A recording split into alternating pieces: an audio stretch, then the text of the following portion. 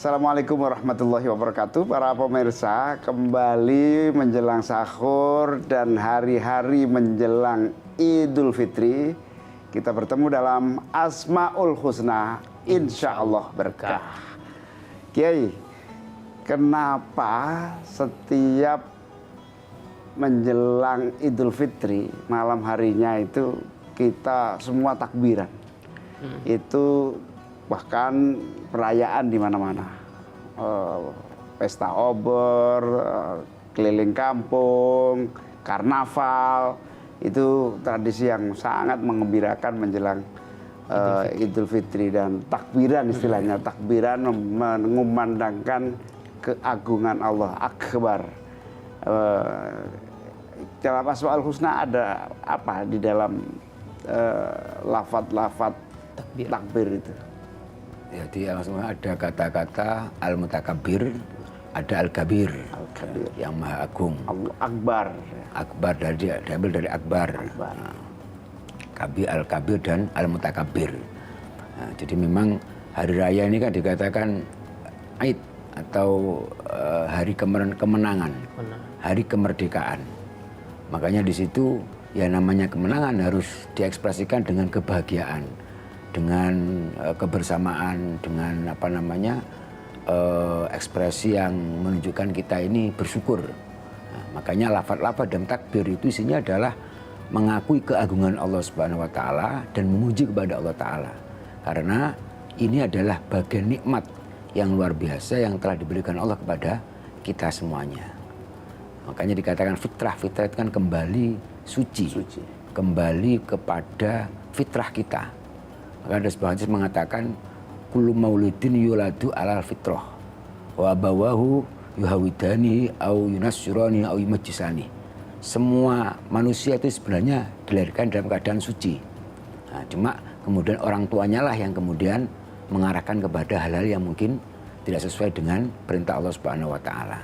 Nah, begitu juga ketika hari raya, makanya kita namakan Idul Fitri, hari kembali kepada fitrah, hari kepada kemenangan. Siapa yang memberikan kemenangan? Siapa yang memberikan kesucian? Allah Subhanahu wa taala. Sebagai rasa syukur itulah lalu kita mentakbirkan mengekspresikan, memuja kebesaran Allah Subhanahu wa taala. Kabir. Akbar itu kabir, kebesaran. Jadi memuja kebesaran Allah. Apa makna kebesaran dan keagungan Allah taala? Kabir. Jadi sifat al-mutakabir al-kabir itu bahkan sifat yang memang privat, monopoli hanya untuk Allah Ta'ala. Makanya tidak boleh ada makhluk kok ikut-ikutan kepingin memiliki sifat mutakabir. Kabir nggak boleh, bahkan bahaya. Salah satu contohnya kayak iblis itu kan kenapa kemudian mal'un dilaknat Allah Ta'ala kan karena dia aba wastakbaro. Dia tidak mau diperintah untuk menghormati Nabi Adam wastakbaro dan dia merasa agung, lebih besar karena dia merasa diciptakan lebih dahulu, dia merasa telah beribadah ratusan tahun bahkan, sementara Nabi Adam baru diciptakan. Makanya di dalam hari raya itu lantunan-lantunan yang kita sampaikan adalah isinya memuji keagungan Allah dan kemudian ada pujian ya, Allahu Akbar, la ilaha illallah walillah ilham, dan hanya bagi Allah semua pujian, segala pujian itu.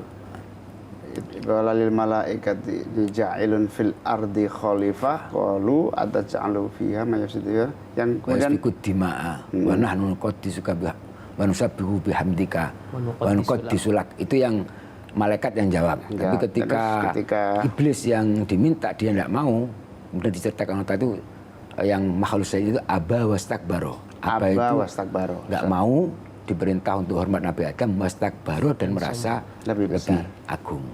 Nah, iblis itu merasa lebih besar, lebih agung dari manusia. Maka Allah Allah marah kepada dan melaknat kepada iblis dan katakan mengvonis bahwa iblis ini akan selamanya menjadi penghuni neraka. Itu karena kesombongannya.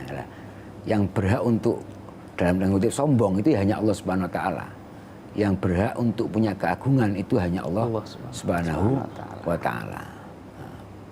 Kemudian saya ingin mengulas juga terkait dengan masalah fikih ya dalam takbir. Jadi kalau dalam fikih itu ada istilah takbir muqayyad, ada istilah takbir mursal. Takbir muqayyad itu apa? Takbir yang dibaca ketika setelah selesai sholat. Baik itu sholat fardu maupun sholat sunnah. Kalau takbir mursal itu yang kita baca di semua tempat, semua momentum. Kalau dalam Idul Fitri ini enggak begitu ada banyak perbedaan. Karena Idul Fitri ini kan sunnahnya kita membaca takbir itu sejak maghrib ya. Begitu masuk maghrib, huruf, kita disunahkan membaca takbir sampai besok ketika kita sholat Idul Fitri. Nah, yang kita baca setiap selesai sholat, makanya kita selesai sholat maghrib di malam Idul Fitri juga disunatkan baca takbir. Umpamanya sholat sunat, setelah sholat sunat juga takbir. Nah yang kita itu namanya takbir muqayyad. Maka itu yang terbatas setelah sholat. Kalau kemudian kita di antara jeda maghrib isya kan juga banyak takbiran di masjid-masjid. Dan kita keliling pakai obor, semalam juga takbiran terus, itu namanya takbir mursal. Takbir yang bebas. Nah, yang nanti agak kelihatan berbeda itu ketika di Idul Adha. Nah, Idul Adha ini takbir muqayyadnya itu dimulai dari subuh tanggal 9 hari Arafah. Setelah subuh sampai nanti habis asar tanggal 13 Dzulhijjah atau hari akhir dari ayam tasyrik. Nah, itu sampai ba'da asar. Tapi kalau takbir mursalnya itu mulai maghrib malam tanggal 10 sampai juga sholat Id. Sholat Idul Adha. Ini agak terlihat perbedaannya kalau di dalam Idul Adha. Kalau Idul Fitri antara takbir muqayyad mursal tidak begitu ada perbedaan. Ya, karena memang langsung dari maghrib sampai sholat Id. Jadi membaca takbir yang kita sebut dengan tradisi takbiran. Memuja kebesaran Allah menjelang sholat Id. Sejak maghrib sampai sholat Id adalah sunnah. Sunnah yang merupakan bagian dari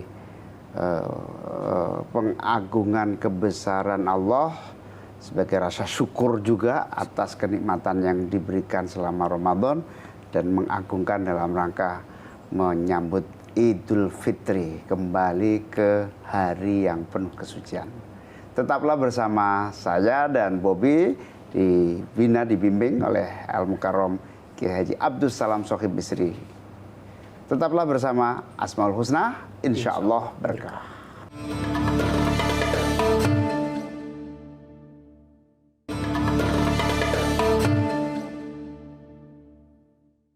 Pemirsa, kembali bersama saya dalam Asmaul Husna, insya Allah berkah. Bagaimana ini Kiai?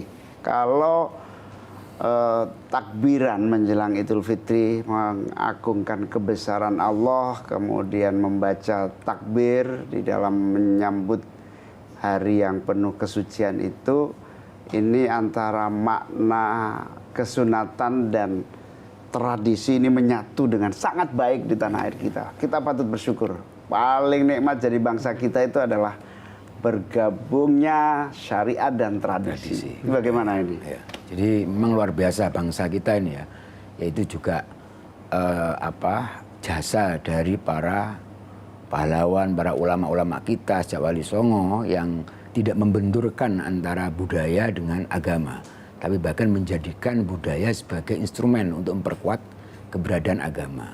Termasuk mudik ini kan menjadi budaya yang luar biasa di Indonesia ini, dan juga memberikan efek yang sangat luas ya, efek ekonomi dan seterusnya. Dan itu sebenarnya 32 triliun efek ekonominya. Luar biasa ya. Mudik itu berdampak pada pertumbuhan dan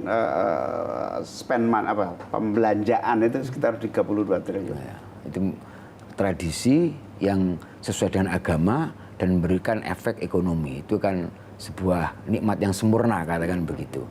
Nah, mudik ini sebenarnya kalau ya dalam tradisi Islam dikatakan silaturahim lah. Dan juga sebuah momentum bagaimana dalam hari-hari yang membahagiakan ini, kita ini juga tidak hanya berterima kasih kepada Allah dengan lantunan takbir, tapi juga kita berterima kasih kepada orang-orang yang telah berjasa kepada kita, kepada orang tua kita, kepada saudara-saudara kita, menjalin silaturahim. Katakan man lam yashkurin nas lam yashkurillah. Orang yang tidak mau berterima kasih kepada manusia berarti dia tidak mau berterima kasih kepada Allah Subhanahu wa taala. Dengan mudik ini kan kalau kita masih punya orang tua, maka di situ kita menyambung silaturahim dengan orang tua. Kalaupun orang tua kita sudah tidak ada, kita ini kan masih punya kewajiban untuk berbakti kepada orang tua. Jadi Kanjeng Nabi pernah ditanya, kalau orang tua saya sudah wafat, apakah masih ada kewajiban anak untuk berbakti kepada orang tua? Kanjeng dijawab, ada 4 hal. Pertama adalah as-sholatu alaihi wal istighfaru lahuma, mendoakan, memintakan ampunan kepada orang tua. Dan yang kedua adalah wa infadu ahdihima, menunaikan cita-cita orang tua yang mungkin belum terlaksana di masa hidupnya. Wa ikramu sadiqihima, kemudian memuliakan teman-temannya orang tua. Kemudian wa silaturahmin lati la rahimalaka illa min kibalihima, menyambung silaturahim kepada orang-orang yang punya hubungan saudara yang tidak akan terjadi tanpa orang tua. Nah, ini ketika orang tua kita sudah tidak ada, maka kita punya kewajiban untuk terus bersilaturahim dengan keluarganya orang tua kita, Pak D kita, Pak Lek kita, Bulek kita, baik itu orang tua laki-laki maupun perempuan. Dan ini bisa terjaga dengan mudik ini. Apalagi kalau dari orang-orang yang melakukan urbanisasi yang jauh-jauh ya, mungkin dari Jakarta pulang ke luar Jawa, atau bahkan dari luar negeri, dia kerja kemudian pada saat hari raya pulang. Nah, ini sebuah momentum yang saya kira satu nafas dengan perintah syariat untuk menjaga silaturahim. Bahkan kita ini diperintah untuk apa? Mengurus nasab kita, tapi tujuannya bukan untuk memamerkan nasab loh ya. Tujuannya untuk apa? Menjaga silaturahim. Ta'allamu min ansabikum ma tasluna bihi arhamakum. Pelajarilah nasab-nasab kamu, tujuannya untuk apa? Ma tasluna bihi arhamakum. Untuk kamu bisa menyambung silaturahim. Pelajarilah nasab-nasab kamu, keturunan mana kamu, kira-kira gitu. Nasab itu keturunan. Ya. Keturunanmu pelajari agar bisa menyambung silaturahim. Luar biasa, tradisi dan syariat itu menjadi praktek menyatu. Dalam semua aspek luar biasa. Bangsa Indonesia ini kaya betul. Ramadan, syariat dan tradisi gabung. Mulai dari bukber, istilah bukber, tadarus, itu nggak ada semua, itu adanya di Indonesia itu. Bukber, tadarus, yatiman apa lagi? Ya. Patrol, kemudian berbagi yang lainnya yang itu betul-betul khas Indonesia. Salah satu gunanya mudik untuk kembali ke rahim ibu kita dalam kerangka menyempurnakan kesucian kita. Itu dampaknya bukan saja kenikmatan, tapi dampaknya juga ekonomi, dampaknya juga umur karena silaturahmi, panjang umur. Karena itu mudik-mudiklah kita selagi kita punya kesempatan dan waktu, kesempatan untuk berbagi di dalam silaturahmi itu. Karena itu pemerintah juga mentaati perintah tradisi ini dengan mencari diskon sebanyak-banyaknya. Banyak yang akan diberikan, tiket diskon, belanja diskon, kemudian tol diskon. Banyak diskon-diskon yang telah diputuskan oleh pemerintah dalam menyambut Idul Fitri ini, dan juga THR wajib hukumnya. Mana ada negara seperti Indonesia yang mewajibkan THR bagi seluruh rakyat Indonesia, gitu kan? Nah, kamu di THR-in siapa kamu? Berharap dari antum. Para pemirsa, tetaplah bersama Asmaul Husna, insya Allah berkah.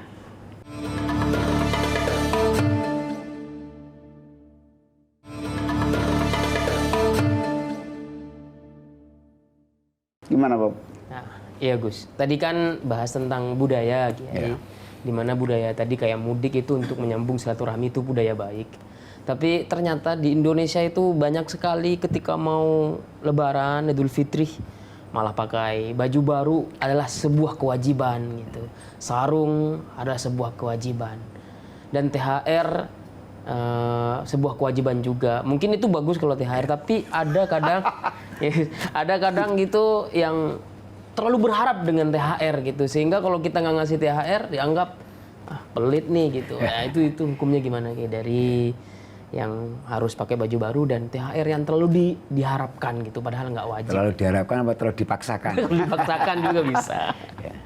Jadi begini kalau menurut saya ya, apa namanya, tradisi pakai baju baru itu ya baik, karena itu kan ekspresi rasa syukur kita, ekspresi kemenangan lah katakan yang bisa kita lakukan secara zahir. Walaupun kadang-kadang kita abai dengan substansinya. Apa sih substansi hari raya ini yang harus kita dapatkan? Tadi seperti kita bahas sebelumnya bahwa ada hari fitri, hari kesucian. Makanya kemudian ada tradisi mudik itu penting, karena kesucian ini kita sebagai manusia ini kan sejak dalam berkomunikasi itu kan ada vertikal horizontal ya. Vertikal kita berinteraksi dengan apa namanya Allah Ta'ala ya, kemudian kita berinteraksi dengan manusia. Kalau kita berinteraksi dengan Allah Ta'ala itu agak mudah. Akhirnya agak mudah itu kalau kita teledor, itu yang penting kita benar-benar taubat, baca istighfar yang banyak. Kalau kita abai terhadap kewajiban ya tinggal ngondoi, itu sudah beres katanya begitu. Tapi kalau hak kita kepada manusia, hak agami istilahnya, itu kan tidak akan bisa selesai tanpa kita benar-benar minta maaf kepada orang yang pernah kita berbuat salah kepadanya. Makanya itu salah satu juga pentingnya mudik. Kita tentu pernah berinteraksi dengan tetangga-tetangga kita di rumah, dengan guru-guru kita, mungkin kita pernah salah kepada beliau-beliau, sehingga penting bagi kita untuk minta maaf. Nah, sehingga kefitrian ini bisa kita benar-benar peroleh. Fitri, kita bebas dari beban dosa kepada Allah, kita juga bebas suci dari beban dosa kita kepada sesama manusia. Nah, makanya kalau dalam pesantren itu ada makalah-makalah yang disampaikan oleh para ulama ya, bahwa laisal id liman labisal jadid bal liman ta'atuh tazid. Hari raya sesungguhnya itu bukan diperoleh oleh orang-orang yang berpakaian baru, berbaju baru, tapi sesungguhnya hari raya itu milik orang-orang yang ta'atuh tazid, taatnya itu bertambah. Walasal id liman tajammala wa tazayyana bil malbusi wal markub bal liman hufirat lahu dzunub. Bahwa hari raya itu bukan untuk mereka yang punya mobil baru, punya kendaraan baru, tapi hari raya sesungguhnya didapatkan orang-orang yang dimaafkan atau diampuni dosa-dosanya. Nah, sehingga alangkah baiknya ketika kita ini menjalani raya ini juga benar-benar konsentrasi fokus bagaimana kita benar-benar mendapatkan ampunan dari Allah Subhanahu wa taala, juga taat kita semakin bertambah. Dan yang lebih penting dari itu adalah apa? Istiqomah. Ini yang sungguh berat tapi istimewa istiqomah itu. Apa yang sudah kita lakukan di Ramadan ini tidak berhenti dengan selesainya Ramadan. Karena ini yang biasanya menjadi penyakit kita. Ramadan kita habis sholat, terus malam terawih, witir. Nah, ketika Ramadan selesai, witirnya ikut selesai, derisnya ikut selesai, bahkan Qur'annya ditaruh di atas lemari, dibuka lagi Ramadan yang akan datang. Sudah banyak apa? Sawangnya kalau bahasa Jawa itu. Nah, itu yang menjadi tantangan kita. Jadi setelah nanti raya, keistiqomahan ini harus benar-benar menjadi nafas kita. Nah, kira-kira gitu. Ya, bagaimana agar kita menjaga ritme ibadah selama Ramadan menjadi ritme yang terus-menerus di luar Ramadan sampai kepada ketemu Ramadan lagi. Pada dasarnya hikmah dari bulan suci Ramadan yang berlipat ganda itu adalah agar selama sebulan terlatih terus dalam tradisi rutin dan disiplin rutin untuk dilaksanakan di hari-hari setelah Ramadan. Karena itu memanfaatkan bulan Ramadan ini sebagai sarana latihan kan sebetulnya. Training untuk persiapan 11 bulan yang akan datang. Saya jadi teringat menjelang Idul Fitri soal pakaian baru tadi itu. Pada satu ketika anak-anak pada berpakaian baru, ada satu anak yang tidak bisa berpakaian baru, nangis. Kemudian Nabi keluar, ngelihat, kenapa kamu menangis? Anak ini menjawab, Saya sedih karena semua orang bahagia dengan baju baru, sementara saya nggak punya bapak. Yang bapak saya itu meninggal saat ikut perang sama Nabi. Protes dia sama Nabi. Bapak saya itu meninggal, wafat ketika ikut perang bersama Nabi. Sementara saya tidak memiliki baju baru seperti yang lain. Karena itu Nabi langsung memeluknya dan kamu tidak usah khawatir, kamu sekarang menjadi anakku kan, kata Nabi begitu. Gimana cerita? Zaid bin Harisah. Zaid bin Harisah yang kemudian diambil katakan anak angkat oleh Kanjeng Nabi Muhammad SAW. Dari peristiwa itu kemudian Kanjeng Nabi merangkul dia, apakah kamu kurang sempurna kalau sekarang aku menjadi bapak kamu, Dewi Fatimah menjadi saudaramu. Kemudian dia mendatangkan kebahagiaan kepada Zaid bin Harisah yang yang tidak punya ayah karena ayahnya wafat dalam keadaan menjadi syuhada perang fi sabilillah. Ya, pengalaman ini menunjukkan bahwa antara menyambut Hari Raya Idul Fitri dengan segenap kebahagiaan, zaman Nabi pun sudah ada contoh agar kita berbagi. Mari masih ada waktu sebelum Idul Fitri. Mari kita mempersiapkan berbagi kepada orang-orang yang sangat membutuhkan. Baik itu secara langsung melalui berbagai kegiatan maupun khusus melalui berbagi pakaian, makanan, uang kepada terutama yang membutuhkan. Terima kasih atas perhatian para pemirsa dan terima kasih Kiai Abdul Salam. Semoga Allah senantiasa memberikan kebahagiaan dunia dan di akhirat. Allahumma wafiq ila aqwamit thoriq. Wassalamualaikum warahmatullahi wabarakatuh. Waalaikumsalam. Metro TV